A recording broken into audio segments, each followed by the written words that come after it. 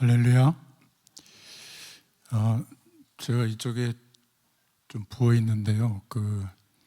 임플란트 하느라고 여기 어금니 쪽에 인공뼈를 채우는 수술을 이틀 전에 해가지고 목소리도 좀 크게 못 내고 그러는 걸 양해해 주시기 바랍니다. 살이 찐 게 아니고 여기가 좀 부어가지고. 여러분, 이 설교는 강의가 아닙니다. 그렇죠? 그리고 설교는 어떤 지침을 전달하는 시간도 아니고요. 또 강조해야 될 내용을 숙지시키기 위해서 설명하는 시간도 아닙니다. 선동하는 내용도 아니고 또 경험담을 말하는 시간도 아니고요. 개인의 체험을 강조하는 시간도 아닙니다. 설교는 뭐냐? 설교자의 입장에서는 지금 하나님께서 우리에게 무엇을 말씀하시려고 하는가, 이것을 기도하면서 붙잡고 증인으로 그 답을 선포하는 그 시간이 설교 시간입니다. 그것도 그냥 개인의 생각이 아니라 하나님의 말씀을 통해서 그 뜻과 답을 선포하는 시간이거든요. 여러분도 오늘 이 말씀을 통해서, 이 시간을 통해서 하나님은 나에게, 우리에게 무엇을 말씀하시려고 하는가, 이 중심으로 이 시간에 임하시기를 축원합니다. 저는 이번 한 주일 동안에 많은 생각을 했고 또 기도를 했습니다. 그 결론은 하나님이 무엇을 원하실까? 좀 많이 부끄럽기도 하고 참 이루 말할 수 없는 그러한 고민과 생각을 많이 했습니다. 그래서 하나님의 음성을 들었는데 기도할 때가 아니냐. 그러면 어떻게 기도해야 될까요? 그 마음에 이 마태복음의 말씀을 허락하시면서 주님께서 처음 공생의 사역을 시작하실 때 예수님은 성공된다고 생각하지 않고 분명히 로마가 성전까지도 없앨 것이고 저 유대인들이 대단한 것 같아도, 이 따르는 무리들이 대단한 것 같아도 핍박이 일어나면 다 흩어질 것을 아시고 지금 예수님께서 공생의 사역을 시작하실 때 제일 먼저 땅끝까지 이 복음이 증거되어질 수 있는 답을 말씀하신 게 마태복음 5장, 6장, 7장에 나옵니다. 그 모든 내용은 기도를 말씀하는 거거든요. 그래서 오늘 제목이 너희는 이렇게 기도하라 라고 잡았습니다.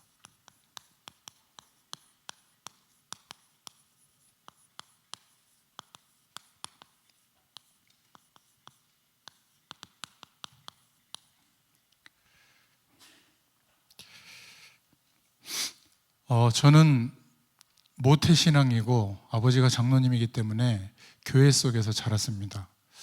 그러니까 불신자 상태와 같은 그 특별한 어려움은 없었지만 뭔가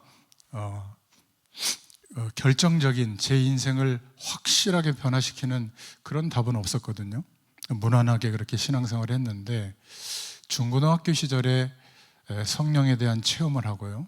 그래도 제가 경험했던 모든 성경의 내용과 교회 속에서 주시는 축복들을 명쾌하게 정리가 안 되더라고요. 근데 어느 날 복음을 하나님이 허락해 주셔서 듣게 하셔서 하나님을 떠나서 출생한 이 문제가 모든 인간과 세상의 근본적인 문제구나. 결국은 아무리 몸부림쳐도 죄와 사망의 법 아래 갇혀서 저주 속에서 인생이 마감할 수밖에 없구나. 그것도 영원한 지옥 배경 속에 살고 있구나. 그리고 악한 영이, 사단의 세력이 모든 방법을 동원해서 하나님을 만나지 못하도록, 그것도 하나님과 함께 하시는 그 놀라운 축복이 우리 인간이 살아야 될 진짜 이유인데 이것을 모르도록 완전히 우리 인생을 장악하고 있었구나. 하나님이 저에게 이 말씀을 통해서 눈을 열어주셨어요. 그리고 우리의 노력과 열심으로 아무리 해도 될 수 없기 때문에 생명을 회복할 수 있는 길은, 하나님을 만나는 길은, 죄에서, 저주에서 해방되는 길은 우리의 모든 인생을 운명처럼 붙들고 있는 마귀의 선악에서 해방될 수 있는 길은 하나님이 약속하신 길밖에 없구나. 바로 그리스도 되어주신 그 일이 내 인생과 우리 모두에게 유일한 답이 되는구나. 이게 정말 부딪혀 왔거든요. 그러니까 그 예수 그리스도의 약속을 붙잡고 조금 기도했는데 정말로 말로는 표현할 수 없는 하나님이 함께 하시는 은혜가 임하는 거예요. 그 은혜가 얼마나 큰지 그 이후에 많은 일들이 있었지만 제 인생에 보고 듣고 들이닥치는 그 어떤 문제보다도 그 은혜가 더 큰 거예요. 사실은 그렇게 저는 출발을 했습니다. 목회자라서가 아니라 이 놀라운 하나님의 축복을 어떻게 하면 나와 함께하는 사람들에게 알려줄 수 있을까? 이런 마음으로 복음을 전해보기 시작했습니다. 물론 목회자들은 복음을 전해야 되지만 저는 목회가 너무 중요한데도 그것을 내려놓고 한 30년 가까이 정말 하나님이 문 열어주시는 대로 인도받아 봤습니다. 그럼 복음이 잘 전해졌던 것 같잖아요. 그렇지 않더라고요.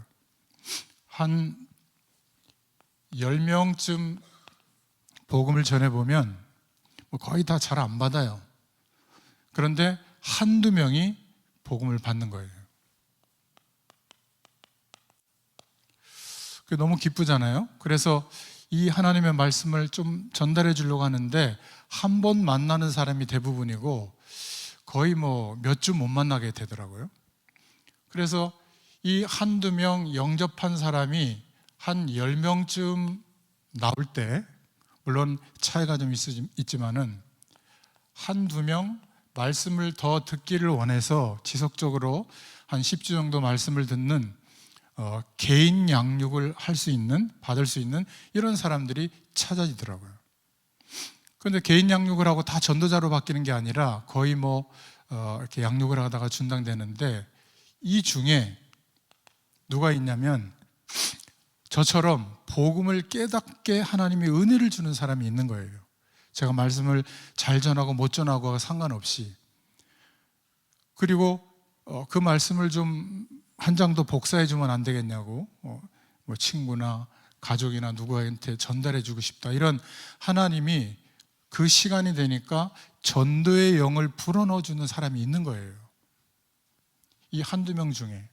그러니까 한 10명쯤 양육을 이렇게 하다 보니까 그 중에 한두 명 전도의 영이 임한 사람이 있는 거예요. 근데 이 사람은 제가 만들어낼 수 있는 게 아니라 복음을 설명하다 보니까 하나님이 변화시키고 깨닫게 해서 전도의 영까지 불어일으키는 거예요.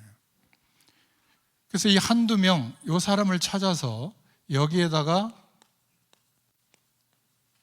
뭣도 모르고 그냥 말씀 운동을 펴고 계속 복음을 설명하고 함께 기도하고 처음에는 잘 몰랐지만 나의 현장이 아니라 이 하나님이 찾게 하신 이 한두 명의 삶의 현장을 이들이 가슴에 끌어안고 기도하기 시작하는 거예요. 근데 여기에다가 하나님이 이런 사람을 붙이는 겁니다. 그리고 말씀 운동 속에 2년, 3년, 5년 이렇게 말씀 운동 속에 하나님이 제자로 이런 마음을 가진 제자로 변화시켜 주는 거예요. 자, 이러니까는요, 이런 사람들이 생기는 곳에다가 또 말씀 운동을 펴는 겁니다. 그러면 여기에 또 하나님이 이런 제자를 또 보내시고 처음에는 제자 같은 모습이 아니에요. 말씀 운동을 지속하다 보니까 저와 같은 심령으로 복음이 이런 거구나. 어떻게 하면 이 복음을 전달할 수 있을까? 막 전도에 들고 나가는 게 아닙니다. 그런 마음으로 살아가는 사람들이 생기기 시작한 거예요. 자, 이러니까 한 30년쯤 지나니까 내가 인생을 성공하고 행복하게 사는 것도 중요하지만 내 인생을 하나님이 원하시는 이 방향에 땅끝까지 이 복음이 증거되어지도록 하는데 나는 드리겠습니다. 이런 사람들이 나오는 거예요. 참 놀라웠습니다. 여러분, 이게 간단한 얘기가 아니고요. 이렇게 말씀 운동을 펼 수 있는, 우리가 말하는 조장 한 사람을 찾기까지 제가 몇 명쯤 만나고 있었을까요? 1000명을 만나고 있는 겁니다. 저도 몰랐어요. 그냥 그 현장을 향한 갈급한 마음을 주셨기 때문에 만나면 심부름하고 복음 전해보고 영접하면 양육도 해보고 또 양육을 하다가 찾으면 이제 말씀 운동을 지속하고 있는데, 여러분, 전도를 중심으로 산다 말을 하지 않아도요, 그 마음을 하나님이 주시면 약 1000명의 사람들과 함께 말씀과 기도와 전도 속에서 하루하루의 삶을 살고 있는 거예요. 이 사람에게 하나님은 문을 열어주시는 겁니다. 제가 잘해서도 아니고 그냥 문이 열려요. 전화 와서 열리고 누가 연결해 주면 열리고. 근데 그 문이 누구냐면, 이제는 이렇게 어렵게 많은 노력을 해서 찾는 게 아니라 만나보면 전도의 문이에요. 거기에 말씀 운동을 펼 수 있도록 하나님이 문을 열어주세요. 제자의 문을 열어주세요. 그래서 이 제자가 어디에 있는지, 또 어떻게 하나님이 여시는지, 이 제자를 만나면 어디로 안내해야 되는지, 이것을 알게 해주시더라고요. 여러분, 이 답을 가진 한 사람이 세워지잖아요. 이 과정을 내 인생과 삶 속에서 본 한 사람, 하나님이 하시는 것을 본 사람, 이 사람은 무너지지 않습니다. 제자는 우리가 만드는 게 아니고, 여러분, 현장에서 복음의 심부름을 해보다 보면 하나님이 준비해 놓으셨어요. 신기한 것은 이 한 사람이 세워지면 이제 그때부터 움직이는 모든 현장에 문을 여십니다. 문을 연다고 해서 흥분하는 게 아니라 들어가 보는 거죠. 사역을 해보는 거죠. 그런데 그 속에 제자가 있어요. 그럼 이 제자를 어떻게, 어디로 안내해야 될지를 이 한 사람은 알고 있는 겁니다. 부족하지만 30년 가까이 이제는 어떻게 안내해야 될지, 어떤 방향으로 우리의 인생을 들여야 될지를 하나님이 알게 해주셨어요.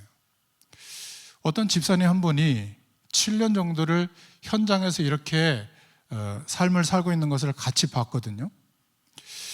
한 3년, 4년 이제 못 만나고 있는데, 이 제자는 안 만나도 내 제자가 아니라 주님의 제자이기 때문에 똑같이 이 축복을 누리면서 살거든요. 겉으로 보면 전도하는 사람 같지도 않아요. 그런데 여전히 이 한 사람이 또 찾아지잖아요.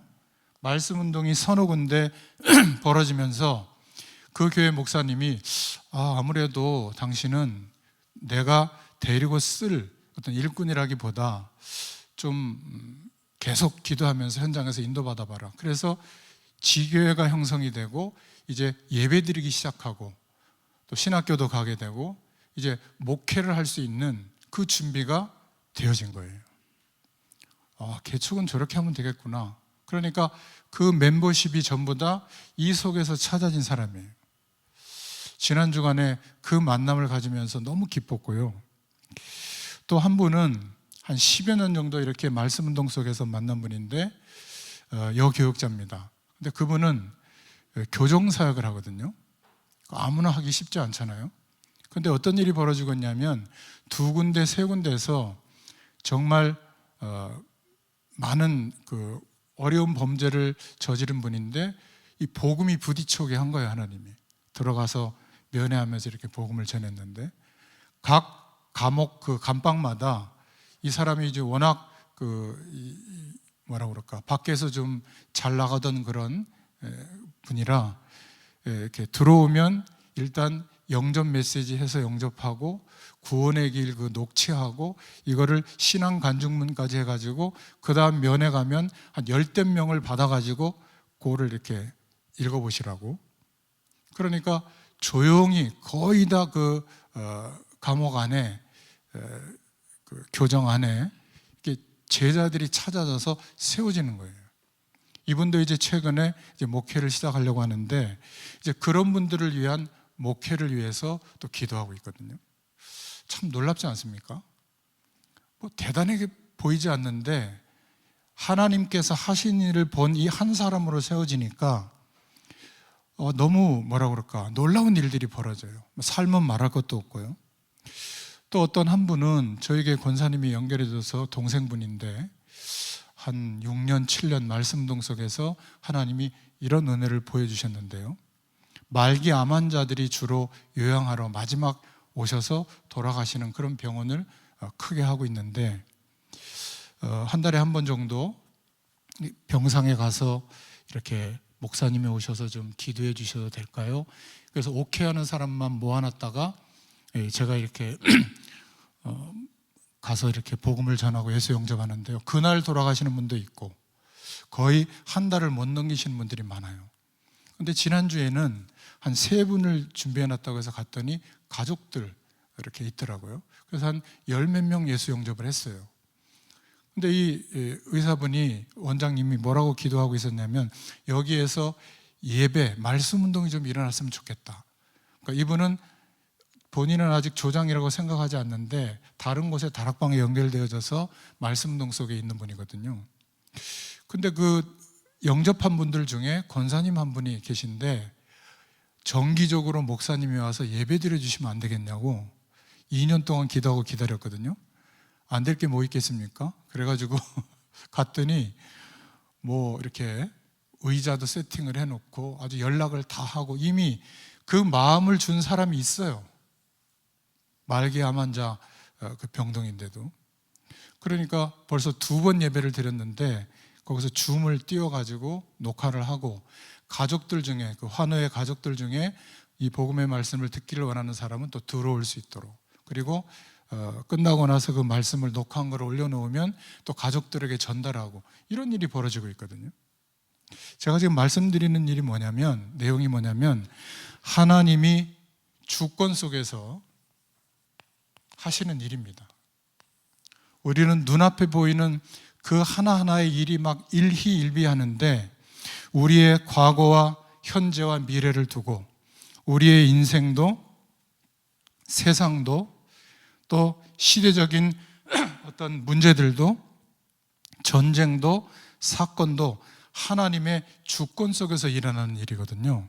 저는 한 30년 가까이 현장에서 하나님이 하신 일을 보면서 무엇을 깨닫게 됐냐면 하나님이 미리 완전한 이 구원의 축복을 준비하고 계신 게 맞구나, 준비하셨던 일을 지금 우리에게 이루시고 있구나, 이거를 조금 어려운 말로 하나님이 예정하신 축복이라고 합니다. 하나님의 이 완전한 구원의 축복을 어떻게 이루냐면 역사의 시간과 사건들, 그리고 우리 인생의 모든 문제를 활용해서 이 하나님이 미리 준비하신 완전한 구원의 축복이 이루어지도록 하세요. 이것을 깨달은 사람이 표현하는 단어가, 그걸 보고 하나님의 섭리하십니다, 이렇게 말합니다. 그런데 이 축복이 너무 길게 보이잖아요. 그래서 이 눈을 뜨고 살아가는 사람에게는 하나님의 작정하신 일들을 보여주세요. 아, 이 사람을 준비해 놨구나, 그래서 이런 사건이 있었구나, 그래서 뭔가 오해도 받게 했구나, 그래서 기다리게 했구나. 나중에는요, 매일매일이 하나님의 구원이 이루어지는, 미리 준비하신 축복이 역사의 많은 일들과 사건들을 통해서, 우리 인생의 수많은 일들을 통해서 하나님의 작정하신 구원의 축복이 이루어지는구나, 이것을 보게 해주십니다. 이러면 어떻게 될까요? 흔들리지 않게 됩니다. 어려움이 왔을 때는 정말 예민하게 하나님이 이 일을 통해서 막아주실 수도 있을 텐데 왜 허락하셨을까? 하나님의 뜻이 뭘까? 기도해 보면 보입니다. 그 길로 가면 되는 것이죠. 그래서 이렇게 하나님이 하시는 전도와 선교 속에 나의 인생이 있다면 하나님은 우리의 매일매일의 삶 속에 하나님이 준비하신 축복들을 보여주십니다. 이게요, 내가 잘하거나 못해서가 아니에요. 여러분 고생들 많이 하시는데 고생을 많이 하거나 편안하게 살거나 그것과도 관계가 없더라고요. 뭐 복음 메시지를 확실하게 외워서 준비하거나 못하거나 관계없어요. 그냥 탁 문을 열어주십니다. 중요한 것은 이 문을 열어주실 때 이 사람을 어디로 안내할지를 알고 있어야 되거든요. 이거는 공부해서 아는 게 아닙니다. 봐야 돼요. 이것을 한 번쯤은 내 삶 속에서 봐야 됩니다. 그러면 분별도 되고 생을 걸어야 할 그 현장이 어딘지도 알게 되고 그냥 함께 해야 될 현장도 알게 되고 조금 거부해야 될 현장도 알게 되죠. 자, 이러면 드디어 이 모든 일을 창조의 능력을 가지신 하나님이 하나님의 방법으로 세밀하게 실행하고 계시는구나, 이거를 보게 됩니다. 그걸 보고 하나님의 경륜이라고 합니다. 이거는 신학적인 단어고요. 제가 그래서 30년 가까이 저를 통해서 하신 하나님이 보여주신 내용을 앞에 설명했잖아요. 이것을 경험해 보면 특별한 사람이 아니더라도 누구나 하나님의 주권적인 역사 속에 들어갑니다. 여러분, 여기까지 가야 돼요. 우리 교회 7천 전문을 두고 기도하고 있고 영적 사무엘을 두고 기도하고 있고 오바댜와 미래 7천 지도자에서 기도하고 있는데 동일합니다. 그것은 현장에서 세워지는 겁니다. 우리의 삶이 말씀과 기도와 전도가 함께 갈 수 있어야 되거든요. 이게 뭘까에 대해서 여러분들이 한번 기도하고 고민해 보시기 바랍니다. 저는 이번에 정말 부끄럽기도 하고 참 걱정도 되고 하나님께서 어떻게 하실지 한번 기도하면서 지켜봐야 되겠다, 이런 마음을 갖고 있는데 결국은 하나님의 주권 속에서 이루어지는 일이거든요. 저는 목사 한 수를 받고 제가 섬기던 교단을 놓고 장로교단, 특히 전도하는 교단으로 오게 됐고, 그거는 동북교회 때문에 오게 됐고요. 제가 목사님하고 처음 말씀 나눌 때, 목사님, 보직을 주지 않아도 됩니다. 사례비 없어도 됩니다. 그 목회자가 그거 쉬운 얘기 아니에요. 제 마음은 뭐냐면 복음 전하는 교회가 맞을까? 세계 복음하는, 세계 선교하는 교회가 맞을까? 목사님, 이 교회가 세계 복음하는 교회가 맞다면 저는 끝까지 함께 갑니다. 그 나머지는 중요하지 않습니다. 어느 날 목사님이 저를 불러서 임 목사, 한번 깨끗하게 복음 전해봐라. 우리 교회는 임 목사 없어도 전도 많이 한다. 교회 데려올 생각하지 말고 한 20년만 10년만 한번 현장에서 복음 전해봐라. 정말 그렇게 해봤거든요. 감사한 것은 대부분의 사람들이 전도합니다. 근데 참 안타까운 것은 이게 본론이에요. 전도 다음에 전도하는 사람하고 연애해갖고 결혼하고요, 또 전도하고 다단계 설명하고요, 그게 본론이에요.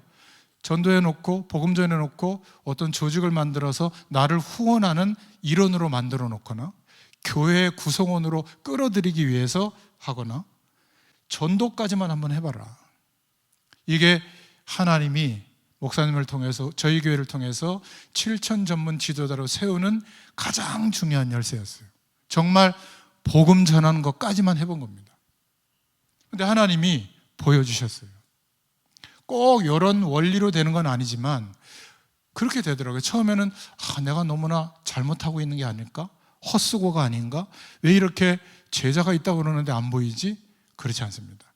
이 과정을 묵묵히 통과해 보니까 계속 문이 열려요. 그리고 그 사람을 어디로 안내해야 될지를 알겠는 거예요. 여러분 주일날 여러분 설교 어떻습니까? 똑같은 소리 되풀이 한다고 생각하시죠? 그 답이 100% 믿어져서 실제가 되면 달라집니다. 정말로 우리 한 사람을 통해서 그 분야의 전 세계를 회복시키는 게 맞구나, 이게 그냥 단순한 꿈이고 구호가 아니라 실제가 맞구나, 여기까지 가야 되거든요. 말씀은 사실로 역사하는 능력이 되는 줄로 믿습니다. 그래서 너희는 이렇게 기도하라 예수님이 말씀해 주셨는데 우리는 어떻게 기도해야 될까? 첫 번째입니다. 하나님이 준비하신 이 사람을 어떻게 찾을 것인가? 지금 이 당시의 배경을 한번 보세요. 어마어마한 유대 배경, 지금도 전 세계를 정복하고 있는 유대인들의 배경, 그리고 그 유대인을 정복한 로마의 배경, 이 속에서 핍박받고 있는데 어떻게 현장을 넘어설 수 있겠는가? 여러분들 지금 그렇게 생각하지 않습니까? 아니, 무슨 내가 세계복음화야. 지금 한 달 살기도 너무 힘들고 말이야. 애들 키우기도 힘들고 그냥 교회 뭐 하는 거 쫓아가기도 힘든데 무슨 우리가 세계복음화야. 우리 교육자들 뭐 사례비 지금 저도 밀리고 있거든요. 근데 무슨 세계복음화야. 힘들어 죽겠는데. 맞아요. 이때는 더했습니다. 근데 하나님이 예수 그리스도를 통해서 땅끝까지 이 복음을 증거할 수 있도록 말씀이 육신이 되어 오셔서 예수 그리스도를 통해서 공생애의 첫 번째 사역에 주신 방향이에요. 뭐가 도대체 복이냐? 우리는 세상에서 경험하고 알고 있는 것들이 복이라고 생각하는데 예수님은 그렇지 않다는 거예요. 그래서 마태복음 5장 1절부터 10절에 보니까 특히 1절에 뭐라고 말하고 있죠? 예수께서 무리를 보시고 산에 올라가 앉으시니 제자들이 나온지라. 무리와 제자는 다른 겁니다. 무리가 나쁜 사람들이 아니라 이 제자는 하나님이 준비하신 사람이에요. 복음의 사람, 전도하는 것까지 하는 복음의 사람, 전도자가 가면 제자 되게 하세요. 이게 놀라운 겁니다. 아무리 기라성 같은 사람들이 기라성 같은 메시지로 먹여도 제자로 안 변하는데 제가 처음에 깨닫게 해주신 그 복음의 내용을 슬쩍 흘려도 그거를 듣고 전도의 영이 막 일어나요. 참 놀라워요. 삶을 어떻게 살아야 하는데 그건 나중입니다. 사라지게 돼요. 고쳐집니다. 중요한 거는 이 제자는 만들어낼 수 없다는 거예요. 물론 다른 분들은 다른 경험했을지도 모르지만 저는 30년 동안 하나님이 준비해 놓으셨구나. 저를 하나님이 준비해 놓으셨거든요. 근데 그 시간, 하나님의 작정하신 시간에 변화시켜 주신 거예요. 복음이 들리도록 은혜를 주신 거예요. 여러분 남편, 아내, 자녀들, 부모님 걱정하지 마세요. 여러분들이 믿음으로 기도하고 있다면 하나님이 그 작정하신 시간을 허락하시는 겁니다. 그때까지 낙심하지 마세요. 그건 믿음이 없는 분입니다. 하나님이 하실 걸 믿고 우리는 인도받는 거예요. 오늘을 사는 겁니다. 그렇잖아요? 저희가 지금보다 한 100배는 더 부흥돼가지고 한 10만 명 모인다고 생각해 보세요. 그때는 전부 다 뭐 7천 이러면 다 아멘 할 거예요. 근데 지금은 그림자도 잘 안 보이잖아요. 뭐 교육자들 뭐 영적 사무이라고 하는데 보니까 여러분들 저 보면 존경하실 만합니까? 다 거기서 거기잖아요. 그게 아니에요. 하나님이 이 한 사람 한 사람으로 각자의 시간표에 맞게 속도는 다 다르지만 분명히 언약 안에서 세워가시는 줄로 믿으시길 바랍니다. 이 눈치를 채시고 중직자들 가운데 교회를 위하여 우리 목사님과 교육자들을 위해서 기도하시는 분이 있다면 똑같은 상급을 받을 줄로 믿습니다. 여러분의 현장에도 이 한 사람의 제자로 하나님이 세워주시는 줄 믿습니다. 그래서 예수님이 치유하시고 막 축복하시고 막 어마어마한 기적을 일으키는 곳에서는 이 말씀을 하지 않으시고 산으로 나온 겁니다. 도시가 아니라. 산은 아무나 못 갑니다. 그런데 제자는 나온지라. 제자는 뭘 따라가는 줄 아세요? 하나님이 준비하신 것을 따라가는데 복음을 따라갑니다.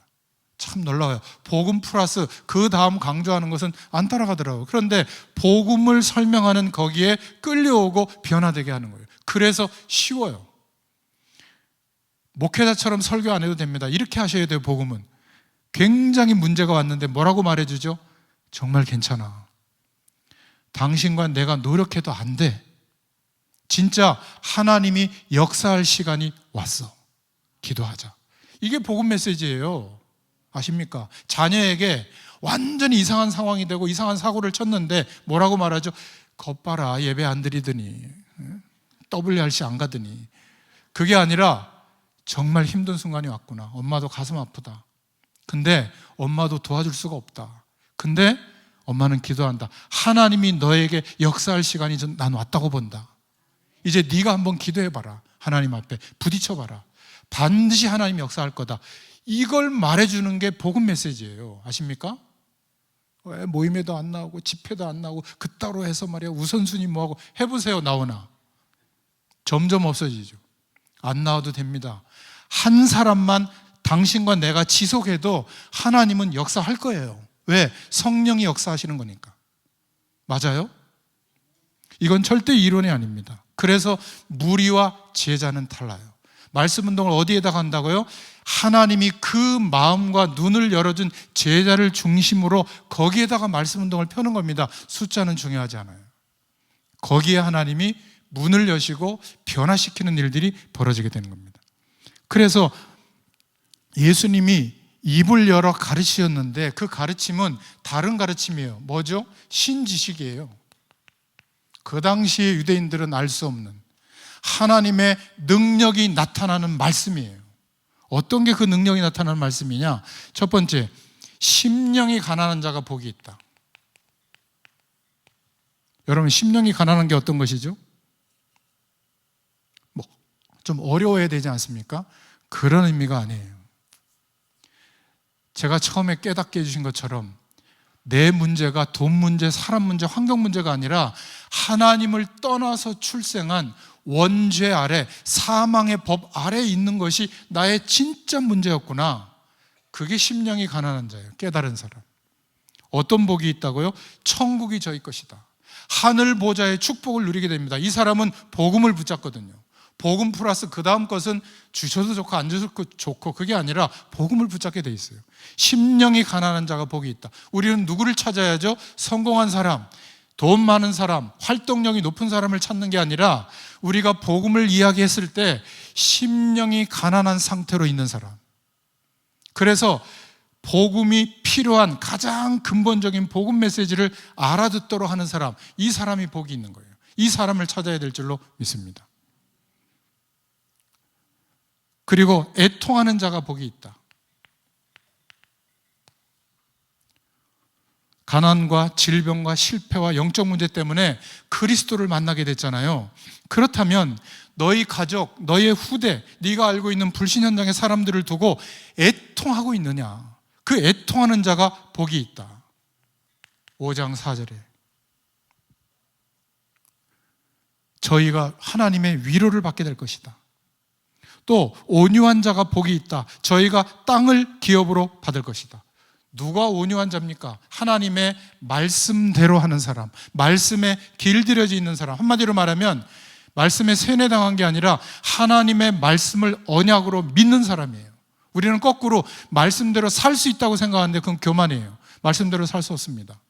오른밤 때리면 왼밤 내릴 수 있어요? 성경은 다 그런 말이에요. 하나님의 능력이 임하지 않고는 실천할 수 없는 게 하나님의 말씀이거든요. 그래서 말씀을 믿는 사람, 내 의지와 수준으로는 안 되는데 믿고 순종할 수 있는 사람. 저한테 좀 목회를 하라고 그랬으면 좋겠어요, 하나님이. 근데 허락하지 않는 거예요. 끝까지 복음 전해라 가서. 그래서 어떻게 해요? 제가 좋아서 할 때도 있지만 안 좋아서 할 때도 있습니다. 끝까지 순종하고 있습니다. 누군 그러더라고요. 언제 목회할 거야? 다시 한번 얘기하지만 목회를 안 하겠다는 게 아니라 내려놨습니다. 왜? 더 중요하고 큰 거를 저는 맛봤어요. 제자가 기다리고 있는 겁니다. 가는 곳마다 이들을 안내해야 되는데 내 교회로만 안내해야 될까요? 전 세계 교회를 살려야죠. 세계복음화가 그거 아닙니까?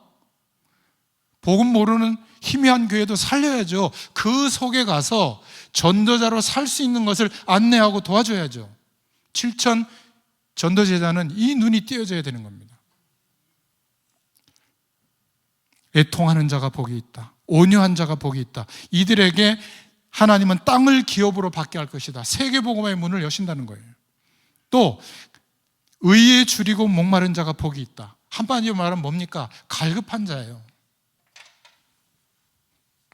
하나님, 난 오늘 이 예배를 통해서 일생의 답을 얻기를 원합니다. 이런 마음으로 예배드리는 자, 갈급한 자, 의에 줄이고 목마른 자. 하나님, 내가 오늘 이 복음 전하는데 하나님이 준비하신 사람 만나게 해주세요. 이렇게 갈급함을 가지고 복음 전하는 사람, 의에 줄이고 목마른 자가 배부를 것이다. 뭐죠? 하나님의 구원을 누리게 될 것이고 영적으로 육신적으로 하나님이 주시는 풍요를 누리게 될 것이다. 저는 부족하지 않습니다. 이 축복을 하나님이 주시고 있고 날마다 경험하고 있거든요. 이것보다 더 저를 충족시켜 주는 게 없어요. 그래서 부족하지 않습니다. 뭐 돈이 좀 없으면 불편하게 살면 되고요. 안 하면 돼요. 그렇지 않습니까? 저는 응답으로 현장에 말씀 전하러 가거든요. 그 응답을 안 주시면 안 전하러 가면 돼요. 누가 손해겠습니까? 이렇게 훈련시켜 놓고 한 번도 멈추게 한 적 없어요. 내가 오늘 예배드리다가 놀라운 하나님의 은혜를 받을 것이다. 여러분, 이 중심이 회복될 수 있기를 바랍니다. 여러분, 이 눈을 뜨면요, 미리 하나님이 답을 주시고 가보면 전도의 문이 열려지고 말씀 운동 하다 보면 제자가 찾아지고 세워지는 이런 은혜를 주십니다. 안 할 사람이 누가 있겠어요? 그런데 제자는요, 훈련으로 되는 게 아니더라고요. 하나님이 그렇게 준비해 놨어요. 그래서 그렇게 준비해 놨다고 믿고 끝까지 기다려주고 계속 설명해주고 기도해 주다 보면 그날 그 시간이 되면 거짓말처럼 제자로 변해요. 그게 누군지 아세요? 접니다. 그게 누군지 아세요? 우리 목사님이에요. 어느 날 그 권사님의 말 한마디에, 그 말 한마디 때문이 아니죠, 하나님의 그 시간에 권사님이 심부름한 거예요. 저희가 하는 전도가 지금 그 심부름을 하고 있는데 문제는 안 믿는 거예요. 이 영적 문제 많은 사람, 저 가난한 사람, 저 꼴보기 싫은 사람, 변화가 안 되는 사람, 그거는 제 생각이죠. 우리 생각이에요. 하나님의 작정하신 그때가 되면 제자로 바뀔지 누가 알겠어요? 그걸 믿고 사역하시길 바랍니다. 그러니까 복음을 정말 아는 사람은 긍휼히 여기는 마음이 있다. 하나님의 긍휼을 받을 것이다. 인생이 무엇인가를 안다면 가장 긍휼한 마음으로 복음 전해줄 수밖에 없어요.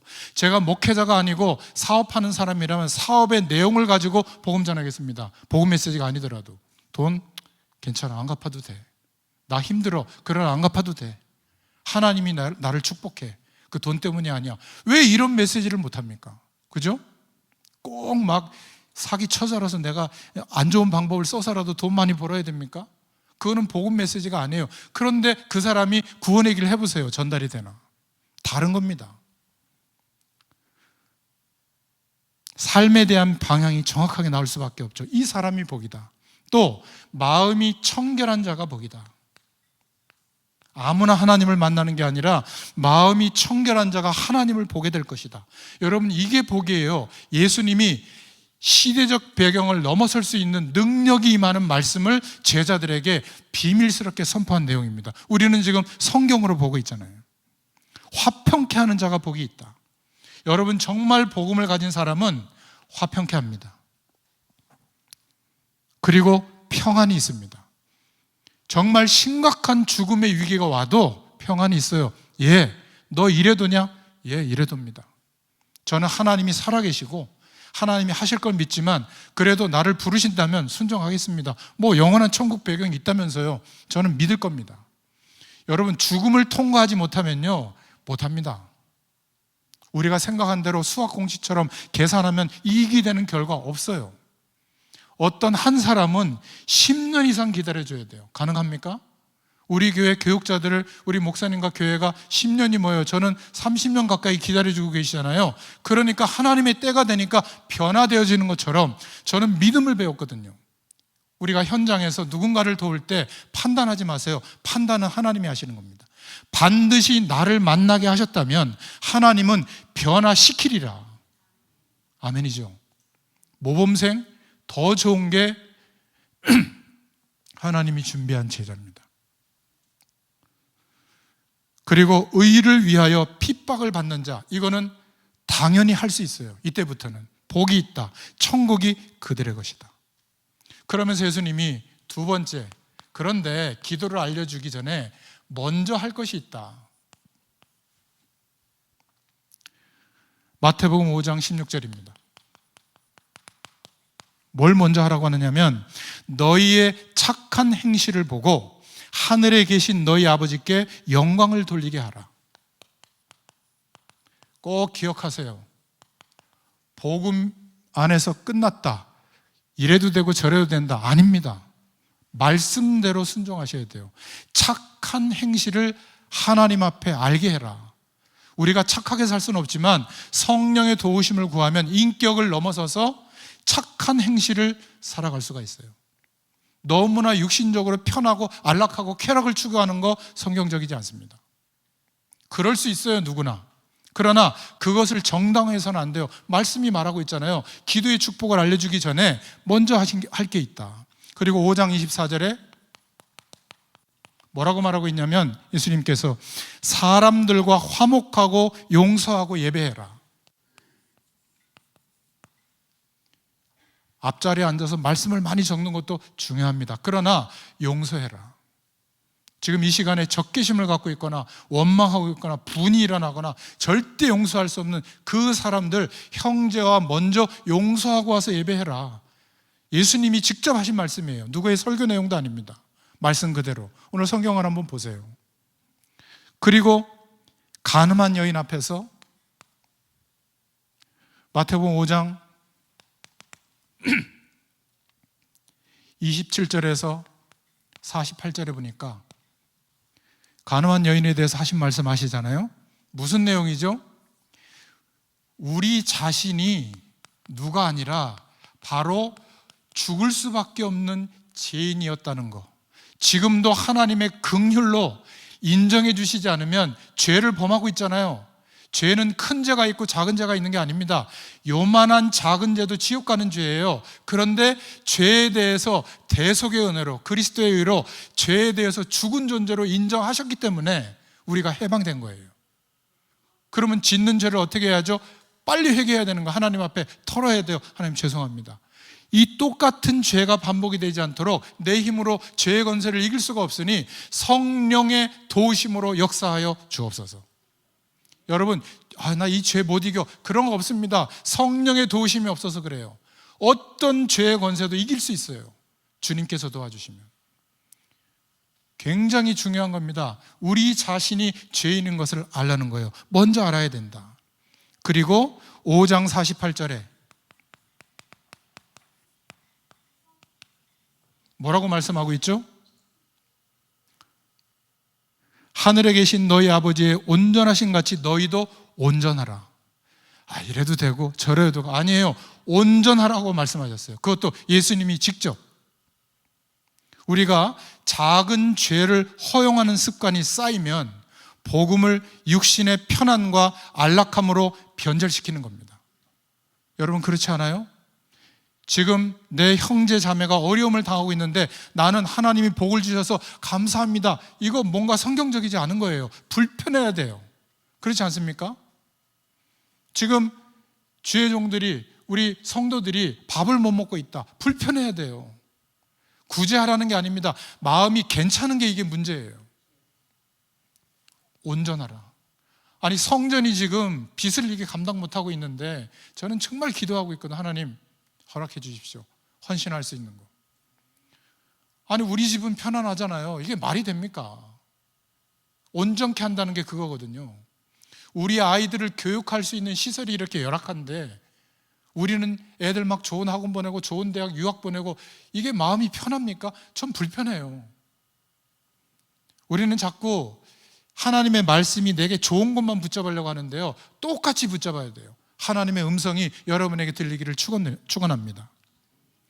작은 죄도 허용하지 마세요. 이게 하나님의 뜻이에요. 허용하고들랑 빨리 하나님 앞에 회개하고 성령의 도우심을 구하세요. 그러면 성결하지 않은 우리가 성결해질 수 있다니까요. 하나님이 역사해 주실 줄로 믿습니다. 마태복음 6장 1절부터 8절에 먼저 할 게 있다. 구제하고 헌금할 때 사람 앞에서 하지 마라. 하나님 앞에서 해라. 사람 앞이 아니라 하나님 앞에서 기도하고 하나님 앞에서 헌신해라. 사람에게 보이려고 그들 앞에서 너의 의를 행하지 않도록 주의해라. 6장 1절에 말씀하고 있거든요. 반드시 하나님의 응답이 오는 헌신과 기도는 하나님 앞에서 할 수 있기를 축원합니다. 자, 이렇게 말씀하시고 로마의 배경조차도 뛰어넘을 수 있는 하나님의 능력이 임하는 기도, 주님께서 가르쳐 주신 기도,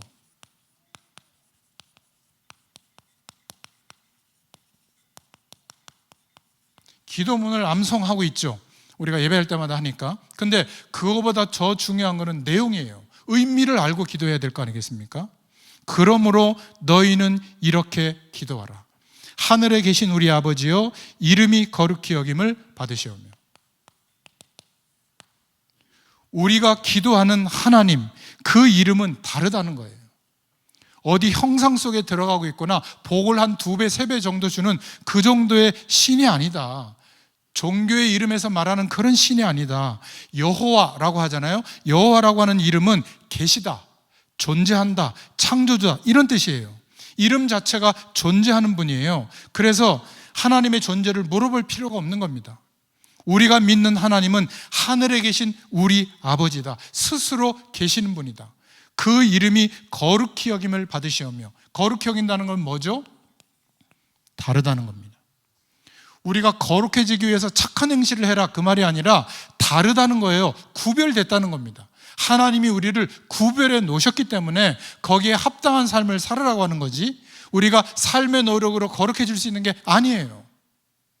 복음의 메시지는 그런 게 아닙니다. 전부 은혜예요. 하나님은 거룩하시기 때문에, 구별됐기 때문에 다른 그런 신과 다르다. 그 하나님께 기도하는 거다. 여러분, 기도하는 대상이 목회자나 중직자나 예배당이 아니에요. 하나님께 기도하는 겁니다. 그래서 여러분이 기도할 때 믿음을 가지고 기도하세요. 좀 이상하게 기도해도 하나님은 해석하세요. 우리의 있어야 할 거 아십니다. 저는 자녀들의 문제, 저희 집안의 문제, 제 개인의 문제 진짜 믿음으로 기도했거든요. 당장은 모르겠더라고요. 그런데 지나가 보니까 그렇구나. 그런 하나님의 주권적인 축복 속에 하나님이 허락하는 거였구나. 여러분, 지금 혹시 잘 모르면서 견뎌야 하는 분들이 있습니까? 절대 낙심하지 마세요. 정말 하나님의 주권 속에 우리가 지금 들어와 있는 거예요. 그 어떤 것도 하나님은 실수하지 않으셨어요. 우리가 어떤 사건이나 문제를 바라볼 때 이 눈을 잃어버리고 우리의 판단으로만 보면 사단의 놀이개감이 됩니다. 분명히 부끄럽고 안 좋고 힘든 어려운 일일지라도 허락하셨다면 하나님이 하실 일이 있는 거예요.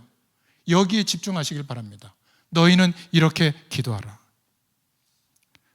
그래서 6장 10절에 뭐라고 주님이 말씀하셨죠? 나라가 임하시오며 뜻이 하늘에서 이루어진 것 같이 땅에서도 이루어지이다. 하나님의 나라가 임하도록 기도해라. 우리 가정에, 우리 후대들에게, 우리 직장에, 내가 가는 현장에, 사역의 현장, 사명의 현장에 하나님의 나라가 임하게 하여 주옵소서. 여러분, 정말 전도까지만 해보세요. 그러면요, 하나님의 나라가 이미 있어요. 이미. 정말 불신앙이 다 꺾입니다. 존중받고요, 하나님의 살아계심이 나타나요. 단 한 사람도 부인할 수 없는 환경으로 바뀝니다. 저는 집에서 목사 티를 못 내요. 제가 살아가는 모습을 아이들과 저희 집사람이 알고 있기 때문에. 넥타이 메고 있지 않습니다. 할렐루야 이러지도 않아요. 다른 것은 다 인정하지 않지만 제가 어떤 중심으로 하나님 앞에 살아가는지 말하지 않아도 이미 전달돼 있어요. 그 부분은 존중해 줍니다. 제가 현장에서 만난 말씀 증거하는 사람들이 다른 것은 저를 존경하지 않는데 제가 어떤 중심으로 복음 전하는 것까지만 하는지 알고 있어요. 그래서 존중해 줍니다. 실수도 많이 하는데 존중해 줘요. 그리고 어떻게 하든지 도와주려고 해요. 걱정할 거 없습니다. 만약 이런 산업인이 산업 현장에 있다면 하나님도 역사하시지만 불신자들이 모를 것 같아요. 압니다. 하나님이 함께 하시는 영광이 나타나는데 이것을 어떻게 막겠어요? 감출 수가 없다니까요. 맨 마지막에 전달되는 내용이 언어예요. 언어는 맨 마지막에 전달되는 겁니다. 우리는 언어부터 전달하고 보여주려고 하는데 안 해요. 거꾸로입니다. 이미 지켜보고 있다니까요. 행실을 지켜보는 게 아니라 하나님의 역사가 나타나는지 그들은 잘 모르지만 뭔가를 느끼고 있고 알고 있어요. 그때부터는 쉬워집니다. 나라가 임하도록 기도해라. 정시로 무시로 기도해라. 하나님의 나라가 임하도록 복음 전하라, 그 말이에요. 어떻게 복음을 안 전하는데 하나님의 나라가 임하는지 눈치챌 수 있겠습니까? 때를 얻든지 못 얻든지. 가장 정확한 응답은 뜻이 하늘에서 이루어진 그 뜻이 이 땅에서도 이루어지도록 기도해라. 하나님의 뜻을 어떻게 발견할 수 있죠? 기도 안 하면 발견할 수 없습니다. 문제와 사건을 보고 해석하는 게 아니에요. 하나님의 뜻은 하나님이 계시해 주세요. 기도할 때 성령의 감동하심으로 알게 해주십니다. 환경을 통해서, 사람과의 만남을 통해서, 사건 뒤에 알게 해주시죠. 그래서 우리가 하나님 앞에 지금 어떤 기도 제목을 가지고 하루하루를 살고 있는가, 이게 너무나 중요한 거예요. 저는 기도 제목이 있거든요. 7천 전문을 향한 하나님이 제게 주신 평생의 기도 제목이 저는 완성됐어요. 그리고 날마다 그것을 하나님이 하실 거를 믿고 오늘 조그만한 일에 최선을 다하고 있거든요. 기다리기도 하고 뛰기도 하고 그렇습니다. 여러분은 어떤 기도 제목을 붙잡았습니까? 뜻이 하늘에서 다 계획되었으니 그것을 찾을 수 있기를 바랍니다. 그리고 우리가 할 기도는 6장 11절에 일용할 양식을 구하라. 제가 영어는 못하지만 적어왔는데 데일리 브레드를 구하라. 오늘의 빵을 구하라. 오늘 쓸 것만 구하라, 그 말이 아니라 내일 거 걱정하지 말라는 거예요. 먹고 사는 삶을 걱정하지 마라. 오늘 우리에게 일용할 양식을 주옵시고라고 기도하라는 것은 너희들의 인생 전체를 내가 책임지고 있으니 오늘 최선을 다해라. 오늘 성실하게 살아라. 오늘 먹을 거 걱정하지 마라. 내일 것도 걱정하지 마라. 일용할 양식을 주옵시고. 그리고 6장 12절에 예수님이 뭐라고 말씀하셨죠? 우리가 우리에게 죄 지은 자를 사하여 준 것 같이 우리를 죄에서 사하여 주옵시고. 여러분, 기도 시간에 우리가 받는 축복입니다. 사주의 축복을 받는 거예요. 어떤 죄와 저주와 재앙도 기도하면 무너지게 되고 승리하게 될 줄로 믿습니다. 하나님 앞에 잘못을 고백하고 새 힘을 얻을 수 있기를 바랍니다. 조그마한 실수 때문에 영적인 큰 문제에 지지 않도록 기도할 수 있기를 바랍니다. 그런데 여기에 조건이 있다. 그 응답을 받으려면 여러분, 이 조건이 있다고 예수님이 직접 말씀하신 거예요. 뭐라고 얘기했죠? 내게 범죄한 자를 용서했으니 나도 용서해 주옵소서라고 기도해라, 그 말이에요. 하나님께 내가 용서함을 받은 것 같이 너도 형제를 용서하고 기도해라. 주님의 음성을 들으시길 바랍니다. 그리고 마지막 6장 13절에 뭐라고 예수님이 말씀하셨죠? 우리를 시험에 들게 하지 마옵시고 다만 악에서 구하옵소서. 나라와 권세와 영광이 아버지께 영원히 있사옵나이다. 아멘. 우리에게 시험될 일이 많다는 겁니다. 그리고 이 세상에 악한 것들이 많다는 거예요. 뭐가 악이죠? 막 이상한 형상으로 우리를 목조르는 게 악입니까? 물론 그렇죠. 그런데 이 세상은 뭘로 가득 차 있죠? 하나님 없어도 살만하다라는 거예요. 이렇게 하면 하나님 없어도 성공된다. 하나님 없어도 안정될 수 있다. 이런 것으로 가득 차 있어요. 그거를 거절하라는 말이 아니라 그게 목적이 아닌데 수단일 뿐인데 필요하면 선택하면 되는데 공부 잘하는 거, 취업 잘하는 거, 좋은 배우자 만나는 거, 자식 잘 키우는 거, 막 경제적인 축복받는 거, 이거는 선택사항인데 목적인 것처럼 붙들려 있는 겁니다. 그게 악이에요. 세상의 악은 그걸 말하는 겁니다. 세상의 문화가 막 타락시키는 것도 악이지만 하나님 없이도 살만한 완벽한 세계를 형성한 시대가 있었는데 그때가 노아 시대예요. 근데 하나님이 가장 타락이 관영한 것으로 봤거든요. 이 시대가 그런 겁니다. 공부시키지 마라, 노력하지 마라, 좋은 사람 만나지 마라, 그 말이 아니에요. 그것을 목적으로 삼고 있는 내 생각을 치유받아야 되는 겁니다. 악에서 구하옵소서. 시험 들 일이 얼마나 많습니까? 시험에 들지 마라, 많다는 거거든요. 시험이 올 때 이 기도할 수 있기를 바랍니다. 그리고 끝까지 하나님께 쓰임받고 싶다면 모든 영광을 하나님께, 거의 다 내가 차지하죠. 막 떠받들고 훌륭하고 대단하고 그러면 그래, 내가 하는 말만 들어. 아니에요. 우리는 성경 말씀으로 돌아가야죠. 맞습니까? 그렇잖아요. 자녀들에게도 아빠 말이 옳아가 아니라 하나님의 말씀에 근거해서 모든 영광을 하나님께. 그러면요, 지치지 않고 열심히 일해도 끝까지 쓰임받습니다. 낙오되는 일이 없을 줄로 믿습니다. 교회 안에서 일어나는 모든 문제들은 사실은 뭐죠? 보험과 전도와 선교를 위한 것 같지만 자리 다툼이에요. 자기 자신의 이익을 위한 거예요. 그렇지 않습니까? 저를 돌이켜보니까 그렇더라고요. 끝까지 쓰임받고 싶다면 모든 영광을 주님께 돌릴 수 있기를 축원드립니다. 마태복음 6장 33절에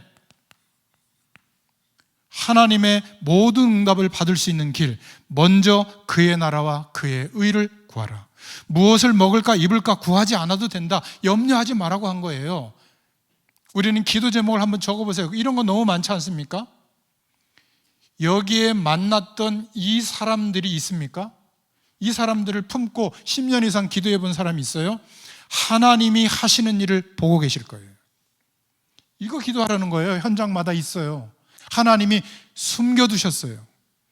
그 마음을 가지고 가는 사람에게는 열어주십니다. 그래서 전도는 쉬운 겁니다. 그리고 마태복음 7장 1절부터 5절에 판단을 올바르게 해야 응답을 받을 수 있다. 정말 옳은 판단을 하고 싶거든 자신부터 먼저 돌아봐라. 여러분 티끌 아시잖아요. 먼지처럼 보이지 않는 거. 남의 티를 보지 말고 우리 집에 그 대들보 있잖아요. 내 눈에 들보 같은 게 있다. 그거부터 봐라. 아무리 훌륭해도 판단이 틀리면 실패하게 됩니다. 우리가 가능하면 사람들의 말을 참고해야 되지만 너무 자세하게 영향받을 필요는 없어요. 그렇죠? 여론을 무시하는 그런 독선자가 돼서는 안 되지만 여론 속에 들어가 있는 사단의 전략에 속아서는 안 될 줄로 믿습니다. 그러면 끝까지 쓰임받기가 어려워요. 여러 사람의 의견은 하나님의 말씀처럼 존중할 수 있어야 됩니다. 그러나 거기에 빠져서 하나님의 뜻을 분간하지 못할 정도로 헷갈리고 있다면 실패하게 되는 겁니다. 마태복음 7장 24절부터 25절에 보면 이러한 기도에 대한 나의 말을 듣고 행하는 자는 반석 위에 지은 집과 같다. 이러한 나의 말을 듣고도 기도하지 않는 사람, 행하지 않는 자는 모래 위에 집을 짓는 것과 같다. 무너짐이 심할 것이다. 비가 오고 창수가 날 때. 결론을 맺겠습니다. 여러분, 훌륭한 인격, 신념, 주장, 최선을 다하는 종교생활, 영적인 현상과 기적, 저는 그것은 하나님의 말씀이 아니라고 봅니다. 하나님의 말씀을 붙잡으면 지금도 살아 역사하는 응답을 받을 줄로 믿습니다. 우리는 하나님의 말씀을 믿고 따라야 될 줄로 믿습니다. 안 그러면요, 종교생활 따로 해야 되고 어려우면 사주팔자 봐야 되고 점쳐야 되고 우상숭배하는 것처럼 종교행위와 그런 절차에 빠지게 되는 거예요. 아니에요. 하나님의 말씀을 사실대로 믿을 수 있기를 축원드립니다. 오늘 예수님이 가르쳐 주신 기도의 말씀대로 기도하면 우리 삶의 그 어떤 현장의 문제도, 사단의 공격도, 막 벌어지고 있는 사건과 황망한 일도 넘어설 수 있게 하시고 또 그 현장을 치유할 수 있는 하나님의 능력이 임하고 나타나게 될 줄로 믿습니다. 저는 마지막으로 제가 해보니까 너무 답이 돼서 권면하고 싶은 게 강단의 말씀이에요.